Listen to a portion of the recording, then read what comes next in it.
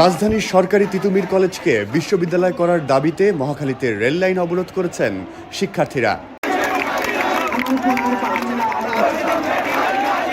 আজ সোমবার সকাল 11টায় কলেজের কয়েকশো শিক্ষার্থী সড়কে নেমে বিক্ষোভ করেন। এ সময় কলেজটিকে বিশ্ববিদ্যালয় করার দাবিতে স্লোগান দেন শিক্ষার্থীরা। তাদের দাবি কলেজকে বিশ্ববিদ্যালয় করা হোক। দাবি পূরণ না হওয়া পর্যন্ত তারা সরবেন না বলেও জানান।